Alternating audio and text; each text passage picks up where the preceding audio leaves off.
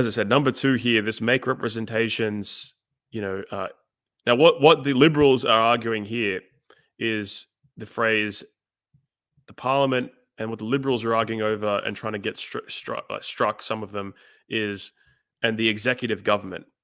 Because what that means is that the voice, if it comes into existence, will not just be able to make recommendations to the Parliament, but it will be able to make recommendations to any department of the government directly without having to go through the Parliament or through the who presides over the government. So they could say to any body of the Australian government, we want you to do this, we want you to do that. It's not just kind of handing out all of these kind of contradictory kind of or their own kind of basically agenda and imposing it on other departments of the government.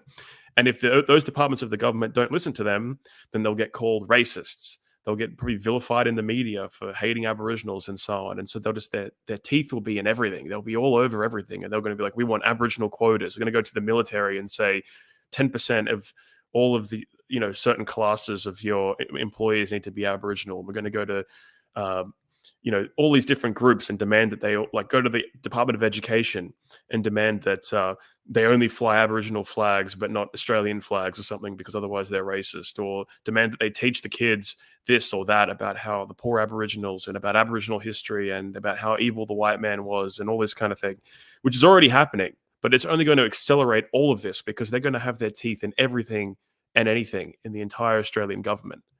But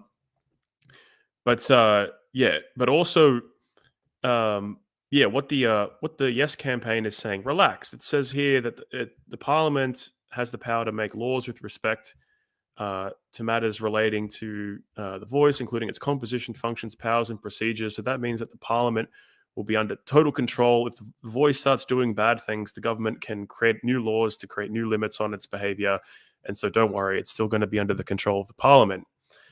But that's the thing is, as I was saying before, if it's under the control of the Parliament, then why does it need to be in the Constitution? If it's going because the Parliament already has the power, according to the Constitution, to make laws with respect to everything.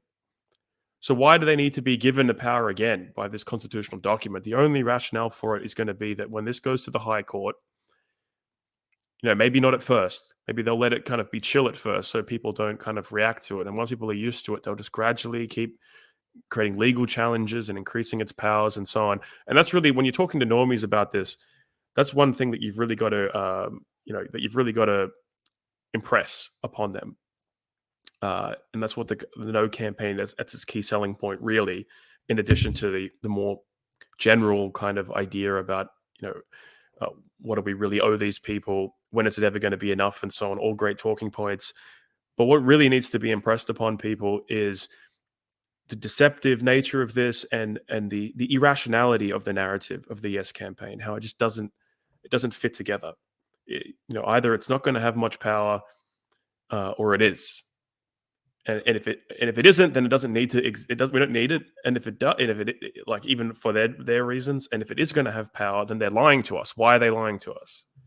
So that's really the essence. This is a good point. Someone from the comments, R24M, said they feel like the kind of rhetoric I was suggesting using before doesn't work. You need a moral narrative. Just saying "fuck you" is not persuasive. You need to legitimize the white perspective by showing that it's not fair for us to bow down to everybody else. Well, how do you do that, though? You see, I'm in a position where I've been in this kind of politics for 7 or 8 years, and I'm at my wit's end. So I'm ready to just say I don't give a fuck anymore. But I am keen to write up this spell book to actually develop an effective narrative, with the kind of words and curses that are necessary to legitimize and moralize our point of view. I want to do that. I do, and I try to do it myself. But it seems like nobody wants to join in, right? So feel free to make any suggestions, because as I said, the reason I take the fuck you perspective is because I've been trying to be persuasive, but it doesn't get me anywhere, all right? So I think being persuasive, as I just hinted at then, if you're going to be persuasive, you do need to be moral to some extent. You do need to moralize your standpoint. But that requires some thinking, and that requires some writing. You really got to put together an effective spell, right? An effective way at influencing people and persuading people. And usually the best way to do that is to condense a lot of stuff down into a few simple points and then keep repeating those points, especially using them at good opportunities, at good opportune times in arguments and so forth. The kind of words that our enemies would use against us, like, the racist Nazi thing. We need to have words with just as much bite, with just as much effect as that. Yeah.